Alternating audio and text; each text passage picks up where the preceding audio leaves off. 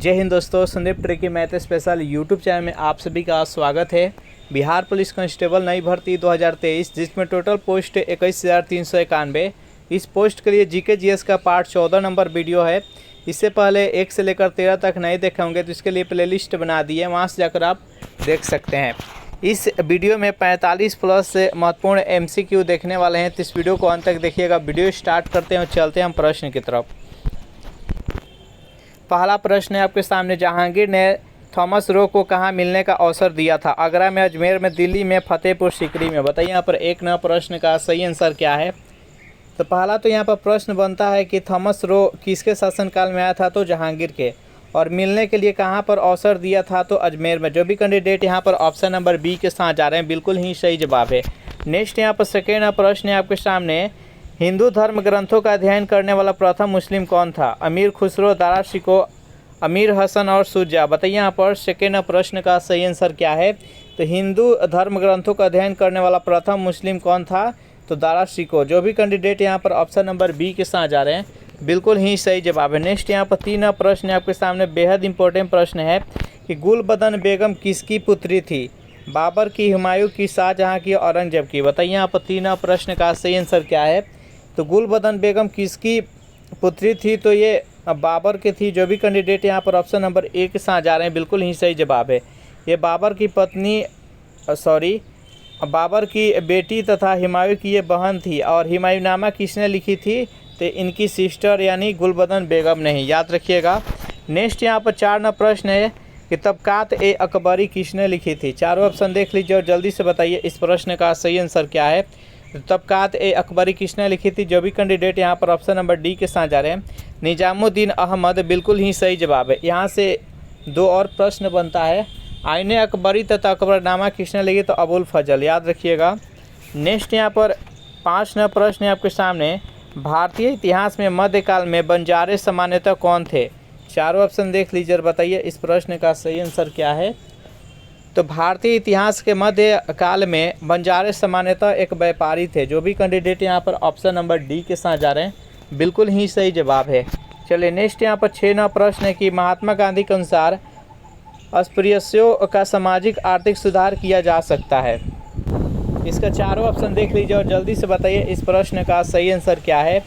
तो जो भी कैंडिडेट यहाँ पर ऑप्शन नंबर डी के साथ जा रहे हैं उनके लिए कुटीर उद्योग को स्थापित करके, इसका राइट आंसर है ऑप्शन नंबर डी। नेक्स्ट यहाँ पर 7 प्रश्न है आपके सामने, बेहद इंपॉर्टेंट प्रश्न है, निम्नलिखित में से कौन सा असहयोग आंदोलन के संबंध में सही नहीं है? आपके पास डायरेक्ट प्रश्न नहीं रहेगा, इसी तरह घुमा फिरा का प्रश्न आपके एग्जाम में भी देखने का मिलेगा। उसी लेवल का प्रश्न है जो कि लेकर डेली आया जाता है। नेक्स्ट यहाँ पर है कि असहयोग आंदोलन के संबंध में इनमें से कौन सा कथन है जो कि गलत है? तो इस आंदोलन की अवधि 1920 से 1922 तक चली थी। 1920 में महात्मा गांधी के नेतृत्व में इस आंदोलन का शुभारंभ हुआ था और 1922 में चौरा चौरी कांड के उपरांत इसको स्थगित कर दिया गया था। नेक्स्ट है कि 1 वर्ष के भीतर स्वराज पार्टी प्राप्ति का इस लक्ष्य था।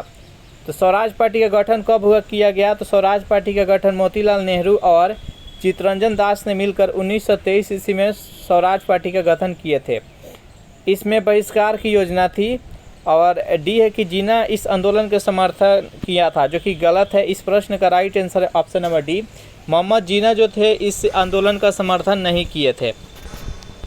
8 प्रश्न है आपके सामने, कांग्रेसी नेताओं द्वारा मॉन्टेस्क्यू जेम्सफोर्ड रिपोर्ट की निंदा करने पर कई नरमपंथी नेताओं ने पार्टी को छोड़कर निम्न में से कौन सी पार्टी का गठन किया था? चारों ऑप्शन देख लीजिए और जल्दी से बताइए यहाँ पर 8 प्रश्न का सही आंसर क्या है। तो जो भी कैंडिडेट यहाँ पर ऑप्शन नंबर डी के साथ जा रहे हैं इंडियन लिबरल फेडरेशन, बिल्कुल ही सही जवाब है। नेक्स्ट यहाँ पर 9 प्रश्न है आपके सामने कि सबने अवज्ञा आंदोलन के रूप में गांधी जी ने दांडी मार्च प्रारंभ किया था। जल्दी से बताइए इस प्रश्न का सही आंसर क्या है। दांडी मार्च कब प्रारंभ किया गया था? तो जो भी कैंडिडेट यहाँ पर ऑप्शन नंबर सी के साथ जा रहे हैं 12 मार्च 1930 ईस्वी को दांडी मार्च के साथ ही सविनय अवज्ञा आंदोलन स्टार्ट किया गया था। तो इसका राइट आंसर है option number A, C. Next यहाँ पर 10 प्रश्न है आपके सामने कि गढ़वाल रेजिमेंट के सैनिकों ने प्रदर्शनकारियों पर गोली चलाने से इनकार कर दिया था। किस आंदोलन में खिलाफत आंदोलन, असहयोग आंदोलन, सविनय अवज्ञा आंदोलन, जल्दी से बताइए। तो जो भी कैंडिडेट यहाँ पर ऑप्शन नंबर सी के साथ जा रहे हैं, सविनय अवज्ञा आंदोलन, बिल्कुल ही सही जवाब है। सविनय अवज्ञा आंदोलन 1930 में स्टार्ट हुआ था। असहयोग आंदोलन, इसका नेतृत्व किसने किए थे? तो इसका नेतृत्व महात्मा गांधी। असहयोग आंदोलन 1920 में स्टार्ट हुआ था और 1922 में समाप्त हो गया था। इसका भी नेतृत्व महात्मा गांधी जी ने किया था। खिलाफत आंदोलन अली भाइयों ने किए थे, अली बंधुओं ने 1919 में स्टार्ट किए थे और 1924 तक चला था। इसका समर्थन महात्मा गांधी जी ने किए थे। तो इस प्रश्न का जो सही आंसर ऑप्शन नंबर सी है। नेक्स्ट यहाँ पर 11वां प्रश्न है आपके सामने कि भारत में निम्नलिखित में से कौन सी आयरन और स्टील निर्माणशाला सार्वजनिक क्षेत्र के अंतर्गत नहीं है? जल्दी से बताइए इस प्रश्न का सही आंसर क्या है। सेशन आप लोग को अच्छा लग रहा है तो वीडियो को लाइक कर दीजिए, अपने दोस्तों के पास शेयर कर दीजिए। जो भी कैंडिडेट अभी तक इस चैनल को सब्सक्राइब नहीं किए होंगे तो चैनल को जल्दी से सब्सक्राइब कर लीजिए।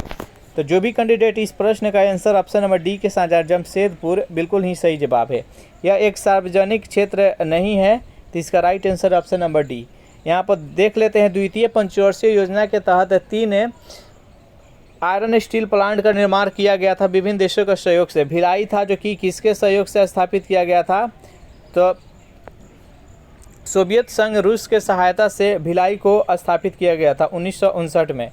फिर से यहाँ पर दुर्गापुर है जो कि ब्रिटेन के सहयोग से, और एक था राउरकेला जो कि जर्मनी के सहयोग से। ये 3 आयरन स्टील प्लांट का स्थापना किया गया था भारत में विभिन्न देशों के सहयोग से। बोकारो था कि जो कि तृतीय पंचवर्षीय योजना के तहत इसको 1964 ईस्वी में स्थापित किया गया था सोवियत संघ रूस की सहायता से। सब याद रखिएगा। नेक्स्ट यहाँ पर 12वां प्रश्न है कि झारखंड के झरिया क्षेत्र में मुख्यतः क्या पाया जाता है? चारों ऑप्शन देख लीजिए, जल्दी से बताइए यहाँ पर 12वां प्रश्न का सही आंसर क्या है।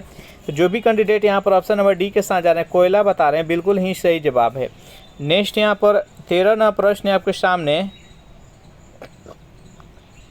चित्रकूट झरना इंद्रावती नदी पर पड़ता है जिसे अक्सर भारत के नियाग्रा झरने के रूप में जाना जाता है, वह किस राज्य में स्थित है? जल्दी से बताइए यहाँ पर 13वां प्रश्न का सही आंसर क्या है। बेहद इंपॉर्टेंट प्रश्न है। तो जो भी कैंडिडेट यहाँ पर ऑप्शन नंबर बी के साथ जा रहे हैं, छत्तीसगढ़ बता रहे हैं, बिल्कुल ही सही जवाब है। नेक्स्ट यहाँ पर 14वां प्रश्न है कि भारत की स्थलीय सीमा किसके साथ है? केवल भारत के साथ, भारत और म्यांमार, भारत और भूटान, भारत और चीन। बताइए यहाँ पर 14वां प्रश्न का सही आंसर क्या है। बांग्लादेश की स्थलीय सीमा किन किन देशों के साथ लगता है? तो भारत और म्यांमार के साथ। जो भी कैंडिडेट यहाँ पर ऑप्शन नंबर बी के साथ जा रहे हैं, बिल्कुल ही सही जवाब है। और भारत का भी जो स्थलीय सीमा है वो 7 देशों के साथ लगता है, जिसमें सबसे अधिक जो स्थलीय सीमा लगता है वो बांग्लादेश के साथ ही 4000 किलोमीटर के आसपास लगता है। नेक्स्ट यहाँ पर 15वां प्रश्न है कि नंदा देवी चोटी किस राज्य में स्थित है? हिमाचल प्रदेश, उत्तराखंड, उत्तर प्रदेश और सिक्किम। जल्दी से बताइए यहाँ पर 15वां प्रश्न का सही आंसर क्या है। नंदा देवी चोटी किस राज्य में स्थित है? तो ये उत्तराखंड में स्थित है। जो भी कैंडिडेट यहाँ पर ऑप्शन नंबर बी के साथ जा रहे हैं, बिल्कुल ही सही जवाब है। एक और यहाँ पर याद रखिएगा सिक्किम से रिलेटेड, जो कंचनजंगा है जो कि भारत में स्थित है, भारत की सबसे ऊँची चोटी है जिसका हाइट है वो 8586 मीटर है, याद रखिएगा, जो कि सिक्किम में है। नेक्स्ट यहाँ पर 16वां प्रश्न है आपके सामने कि भारत का कौन सा राज्य सौर ऊर्जा उत्पादन में अग्रणी है? ऑप्शन नंबर ए है गुजरात, बी है राजस्थान, सी है हरियाणा और डी है उत्तर प्रदेश। जल्दी से बताइए यहाँ पर भारत में सबसे अधिक सौर ऊर्जा कौन सा राज्य उत्पादन करता है? जो भी कैंडिडेट यहाँ पर ऑप्शन नंबर बी के साथ जा रहे हैं, राजस्थान बता रहे हैं, बिल्कुल ही सही जवाब है। नेक्स्ट यहाँ पर 17वां प्रश्न है आपके सामने, बेहद इंपॉर्टेंट प्रश्न है कि निम्नलिखित में से किस राज्य के 3 तरफ बांग्लादेश की सीमा है? नागालैंड, असम, अरुणाचल प्रदेश और त्रिपुरा। जल्दी से बताइए यहाँ पर 17वां प्रश्न का सही आंसर क्या है। भारत का वह कौन सा राज्य है जो कि 3 तरफ से बांग्लादेश है? 3 तरफ से बांग्लादेश से घिरा कौन सा राज्य है? तो त्रिपुरा है। जो भी कैंडिडेट यहाँ पर ऑप्शन नंबर डी के साथ जा रहे हैं, बिल्कुल ही सही जवाब है। नेक्स्ट यहाँ पर 18वां प्रश्न है कि मलयालम भाषा मुख्य रूप से किस राज्य में बोली जाती है? असम, राजस्थान, केरल और कर्नाटक। जल्दी से बताइए यहाँ पर 18वां प्रश्न का सही आंसर क्या है। मलयालम भाषा मुख्य रूप से किस राज्य में बोली जाती है? तो केरल में बोली जाती है। जो भी कैंडिडेट यहाँ पर ऑप्शन नंबर ए के साथ जा रहे हैं, बिल्कुल ही सही जवाब। असम में असमिया बोली जाती है, राजस्थान में हिंदी बोली जाती है और यहाँ पर कर्नाटक में कन्नड़ बोली जाती है। नेक्स्ट यहाँ पर 19वां प्रश्न है कि भारत में सर्वाधिक लंबा प्लेटफॉर्म कहाँ है? अमृतसर, गोरखपुर, काठगोदाम और कानपुर। बताइए यहाँ पर 19वां प्रश्न का सही आंसर क्या है? भारत में सर्वाधिक लंबा प्लेटफॉर्म कौन सा है? तो सबसे लंबा जो प्लेटफॉर्म है वो गोरखपुर है। जो भी कैंडिडेट यहाँ पर ऑप्शन नंबर बी के साथ जा रहे हैं बिल्कुल ही सही जवाब है। नेक्स्ट यहाँ पर 20वां प्रश्न है, कौन सा उद्यान बांग्लादेश के साथ भी अपना सीमा को साझा करता है? सुंदरबन राष्ट्रीय उद्यान, काजीरंगा, कंचनजंगा, पन्ना। जल्दी से बताइए यहाँ पर 20वां प्रश्न का सही आंसर क्या है? तो जो भी कैंडिडेट यहाँ पर ऑप्शन नंबर ए के साथ जा रहे हैं सुंदरबन, बिल्कुल ही सही जवाब है। सुंदरबन जो राष्ट्रीय उद्यान है बांग्लादेश और पश्चिम बंगाल में है, तो इसका राइट आंसर है ऑप्शन नंबर ए। नेक्स्ट यहाँ पर काजीरंगा दिया गया एक सिंग वाले गेंडा के लिए प्रचलित है जो कि असम में है, कंचनजंगा है जो कि सिक्किम में है और पन्ना है जो कि मध्य प्रदेश में, याद रखिएगा। नेक्स्ट यहाँ पर 21वां प्रश्न है कि भारत में त्रिस्तरीय पंचायती राज व्यवस्था की सिफारिश की थी। चारों ऑप्शन देख लीजिए और बताइए यहाँ पर 21वां प्रश्न का सही आंसर क्या है? तो भारत में त्रिस्तरीय पंचायती राज व्यवस्था की सिफारिश किसने की थी? तो बलवंत राय मेहता समिति ने। जो भी कैंडिडेट यहाँ पर ऑप्शन नंबर बी के साथ जा रहे हैं बिल्कुल ही सही जवाब है। अगर इस सेशन का आपको पीडीएफ चाहिए तो इसके लिए टेलीग्राम ग्रुप बना दिए हैं जिसका लिंक इसी वीडियो के नीचे डिस्क्रिप्शन में मिल जाएगा, वहाँ से ज्वाइन करके इसका पीडीएफ डाउनलोड कर सकते हैं। नेक्स्ट यहाँ पर 22वां प्रश्न है आपके सामने, भारतीय संविधान भारत के राष्ट्रपति को अधिकार नहीं देता है। चारों ऑप्शन देख लीजिए और बताइए यहाँ पर 22वां प्रश्न का सही आंसर क्या है? भारतीय संविधान ने भारत के राष्ट्रपति को कौन सा अधिकार नहीं देता है? तो राज्यों के मुख्यमंत्री की नियुक्ति का। जो भी कैंडिडेट यहाँ पर ऑप्शन नंबर बी के साथ जा रहे हैं बिल्कुल ही सही जवाब है। नेक्स्ट यहाँ पर 23वां प्रश्न के उपराष्ट्रपति को पदच्युत करने के संबंधित प्रस्ताव प्रस्तुत किया जा सकता है। संसद के किसी भी सदन में, राज्यसभा में, लोकसभा में उपयुक्त में से कोई नहीं। बताइए यहाँ पर 23वां प्रश्न का सही आंसर क्या है? तो जो उपराष्ट्रपति होते हैं ये राज्यसभा के सभापति होते हैं, इनको पदच्युत के लिए प्रस्ताव है जो कि राज्यसभा में केवल प्रस्तुत किया जा सकता है, तो इसका राइट आंसर है ऑप्शन नंबर बी। 24वां प्रश्न है आपके सामने कि भारत की संसद के संबंध में निम्न में से कौन से कथन सही नहीं है? चारों ऑप्शन देख लीजिए और बताइए यहाँ पर 24वां प्रश्न का सही आंसर क्या है? यहाँ पर जो भी कैंडिडेट यहाँ पर ऑप्शन नंबर सी के साथ जा रहे हैं, मंत्रिमंडल की सदस्यता निम्न सदन तक ही सीमित है, जो कि गलत है। इसका राइट आंसर है ऑप्शन नंबर सी। नेक्स्ट यहाँ पर 25वां प्रश्न है आपके सामने कि छिपी हुई बेरोजगारी से तबतड़े, यानी छिपी हुई बेरोजगारी किसे कहते हैं? जल्दी से बताइए यहाँ पर, चारों ऑप्शन देख लीजिए और बताइए यहाँ पर 25वां प्रश्न का सही आंसर क्या है? छिपी हुई बेरोजगारी किसे कहते हैं? तो देखिए, किसी कार्य में जिसको कम व्यक्ति कर सकते हैं लेकिन उस कार्य में अधिक व्यक्ति लगे रहते हैं, तो इसे ही छिपी हुई बेरोजगारी, यानी कोई काम 10 आमदी का है और उसमें 15 आदमी कार्य कर रहे हैं, तो यहाँ पर 5 आमदी है जो कि बेरोजगार है, ये छिपी हुई बेरोजगारी के अंतर्गत आता है, तो इसका राइट आंसर है ऑप्शन नंबर डी। नेक्स्ट यहाँ पर 26वां प्रश्न है कि आम भारतीय बीमा योजना सामाजिक सुरक्षा प्रदान करती है। चारों ऑप्शन देख लीजिए और बताइए यहाँ पर 26वां प्रश्न का सही आंसर क्या है? तो आम भारतीय बीमा योजना सामाजिक सुरक्षा प्रदान करती है ग्रामीण क्षेत्रों के सभी श्रमिकों को। जो भी कैंडिडेट यहाँ पर ऑप्शन नंबर ए के साथ जा रहे हैं बिल्कुल ही सही जवाब है। नेक्स्ट यहाँ पर प्रश्न है आपके सामने, हेपेटाइटिस बी विषाणु का उद्भवन काल कितना होता है? चारों ऑप्शन देख लीजिए और बताइए यहाँ पर 27वां प्रश्न का सही आंसर क्या है? तो 30 से 180 दिन। जो भी कैंडिडेट यहाँ पर ऑप्शन नंबर बी के साथ जा रहे हैं बिल्कुल ही सही जवाब है। नेक्स्ट यहाँ पर 28वां प्रश्न है आपके सामने, हमारे शरीर के किन कोशिकाओं में सबसे कम पुनर्योजी शक्ति होती है? चारों ऑप्शन देख लीजिए और बताइए यहाँ पर 28वां प्रश्न का सही आंसर क्या है? मस्तिष्क कोशिकाएं, पेशी कोशिकाएं, अस्थि कोशिकाएं, यकृत कोशिकाएं। जो भी कैंडिडेट यहाँ पर ऑप्शन नंबर ए के साथ जा रहे हैं मस्तिष्क कोशिकाएं, बिल्कुल ही सही जवाब है। नेक्स्ट यहाँ पर 29वां प्रश्न है, कोलेस्ट्रॉल क्या है? जल्दी से बताइए यहाँ पर कोलेस्ट्रॉल किसे कहते हैं? चारों ऑप्शन देख लीजिए, जल्दी से बताइए यहाँ पर 29वां प्रश्न का सही आंसर क्या है? तो कोलेस्ट्रॉल किसे कहते हैं? तो जंतु वासा में उपस्थित वाशीय अम्ल को कोलेस्ट्रॉल कहा जाता है। शरीर में अगर कोलेस्ट्रॉल ज़्यादा हो जाता है तो हार्ट अटैक की संभावना होती है, तो इसका right answer option number C. Next यहाँ पर 30वां प्रश्न है कि स्थानीय वनस्पति का संग्रह क्या कहलाता है? जल्दी से बताइए इस प्रश्न का सही आंसर क्या है? स्थानीय वनस्पति का संग्रह क्या कहलाता है? तो जो भी कैंडिडेट यहाँ पर ऑप्शन नंबर ए के साथ जा रहे हैं हर्बेरियम, बिल्कुल ही सही जवाब है। 31वां प्रश्न है कि छिछले हैंडपंप से पानी पीने वाले लोगों को निम्नलिखित सभी रोगों में से संभावना होती है सिवाय हैजा, टाइफाइड, कमला और फ्लोरोसिस। बताइए यहाँ पर 31वां प्रश्न का सही आंसर क्या है? तो इसका राइट आंसर है ऑप्शन नंबर डी, फ्लोरोसिस। इसका राइट आंसर है option number D. Next question देखते हैं, मिश्र धातु में किस पदार्थ के संयोग से निष्कलंक इस्पात यानी स्टेनलेस स्टील चुंबकीय हो जाता है? ऑप्शन नंबर ए है कार्बन, बी है क्रोमियम, सी है निकेल और डी है मोलिब्डेनम। बताइए यहाँ पर इस प्रश्न का सही आंसर क्या है? तो निकेल को मिलाने पर वह चुंबकीय हो जाता है, तो इसका right answer option number C. Next यहाँ पर 33वां प्रश्न आपके सामने, निम्नलिखित में से किस यौगिक का उपयोग अग्निरोधक कपड़ा बनाने में किया जाता है? जल्दी से बताइए यहाँ पर 33वां प्रश्न का सही आंसर क्या है? किस यौगिक का प्रयोग हो जो कि अग्निरोधक यानी उसमें जल्दी से आग नहीं पकड़ पाता है वैसे कपड़ा का निर्माण किया जाता है? तो एल्युमिनियम सल्फेट का प्रयोग करके। इसका राइट आंसर है ऑप्शन नंबर डी। नेक्स्ट यहाँ पर 34वां प्रश्न है, निम्नलिखित में से कौन सा वायु का अकार्बनिक गैसीय प्रदूषक है? चारों ऑप्शन देख लीजिए और बताइए यहाँ पर 34वां प्रश्न का सही आंसर क्या है? निम्नलिखित में से कौन सा वायु का अकार्बनिक गैसीय प्रदूषक है?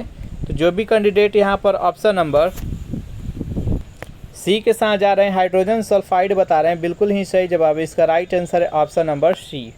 नेक्स्ट यहाँ पर 35वां प्रश्न है कि कौन सी गैस चूना पानी को दूधिया बनाती है? चारों ऑप्शन देख लीजिए और जल्दी से बताइए यहाँ पर 35वां प्रश्न का सही आंसर क्या है? कौन सी गैस है जो कि चूना पानी को दूधिया बनाती है? तो कार्बन डाइऑक्साइड। जो भी कैंडिडेट यहाँ पर ऑप्शन नंबर सी के साथ जा रहे हैं, बिल्कुल ही सही जवाब है। नाइट्रस ऑक्साइड के बारे में आप भली भांति जानते हैं, N2O, ये लाफिंग गैस है नाइट्रस ऑक्साइड। नेक्स्ट यहाँ पर 36वां प्रश्न है आपके सामने, दो भिन्न समुदायों के बीच का संक्रांति क्षेत्र क्या कहलाता है? चारों ऑप्शन देख लीजिए और बताइए यहाँ पर 36वां प्रश्न का सही आंसर क्या है? तो जो भी कैंडिडेट यहाँ पर ऑप्शन नंबर डी के साथ जा रहे हैं, इकोटोन बता रहे हैं, बिल्कुल ही सही जवाब है। नेक्स्ट यहाँ पर 37वां प्रश्न है कि निम्नलिखित में से कौन सी प्राकृतिक रूप से पाई जाने वाले ग्रीन हाउस गैस सर्वाधिक ग्रीन हाउस इफेक्ट करती है?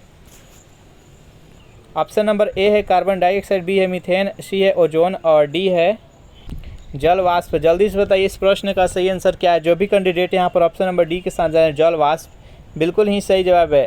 38वां प्रश्न है कि वायुमंडल में ओजोन परत की वायुमंडल में क्या कार्य है? जो कि ओजोन परत संताप मंडल में स्थित होती है, इसका मुख्य कार्य क्या है? चारों ऑप्शन देख लीजिए और बताइए इस प्रश्न का सही आंसर क्या है? तो जो भी कैंडिडेट यहाँ पर ऑप्शन नंबर सी के साथ जा रहे हैं, पृथ्वी पर पराबैंगनी किरणों से जीवन की रक्षा करना, यानी सूर्य के प्रकाश के द्वारा जो पराबैंगनी किरण छोड़ा जाता है, तो ओजोन परत जो कि संताप मंडल में होता है, इसका मुख्य कारण है कि जो भी पराबैंगनी किरण आती है उसको अवशोषित कर लेता है और पृथ्वी पर आने से उसको रोकता है। अगर वह पृथ्वी पर आ जाए तो मनुष्य को त्वचा कैंसर हो जाएगा, तो इससे बचाती है। तो इसका राइट आंसर है ऑप्शन नंबर सी। नेक्स्ट यहाँ पर 39वां प्रश्न है आपके सामने कि भारत में निम्नलिखित में से किस एक वन प्रारूप में सागौन एक प्रभावी वृक्ष प्रजाति है? चारों ऑप्शन देख लीजिए, बताइए यहाँ पर 39वां प्रश्न का सही आंसर क्या है? जो भी कैंडिडेट यहाँ पर ऑप्शन नंबर ए के साथ जा रहे हैं, उष्णकटिबंधीय आर्द्र पर्णपाती वन, बिल्कुल ही सही जवाब है। एक और प्रश्न याद रखिएगा, भारत में सबसे अधिक कौन सा वन पाई जाती है? तो उष्णकटिबंधीय आर्द्र पर्णपाती वन ही पाई जाती है। 40% से अधिक है ये पूरे भारत में पाई जाती है ये वन। नेक्स्ट यहाँ पर 40वां प्रश्न है आपके सामने कि हमारे देश के निम्नलिखित राज्यों में से किस राज्य में वन का सर्वाधिक क्षेत्र है? जल्दी से बताइए यहाँ पर 40वां प्रश्न का सही आंसर क्या है? हमारे देश के निम्नलिखित राज्यों में से किस राज्य में वन का सर्वाधिक क्षेत्र है? तो सबसे अधिक है जो कि मध्य प्रदेश में। इसका राइट आंसर है ऑप्शन नंबर सी। इस प्रकार से सेशन यहीं पर समाप्त हो रहा है। सेशन आप लोगों को कैसा लगा ज़रूर कमेंट करके बताइएगा। सेशन आप लोगों को अच्छा लगा हो तो वीडियो को लाइक कर दीजिए, अपने दोस्तों के पास शेयर कर दीजिए। जो भी कैंडिडेट अभी तक इस चैनल को सब्सक्राइब नहीं किए होंगे तो चैनल को फटाफट सब्सक्राइब कर लीजिए। अगर इस सेशन का आपको PDF चाहिए तो उसके लिए टेलीग्राम ग्रुप बना दिए, जिसका लिंक इसी वीडियो के नीचे डिस्क्रिप्शन में मिल जाएगा। वहां से ज्वाइन करके इसका PDF डाउनलोड करके आप रेगुलर प्रैक्टिस कर सकते हैं। Thanks for watching this video. मिलते हैं नेक्स्ट वीडियो में।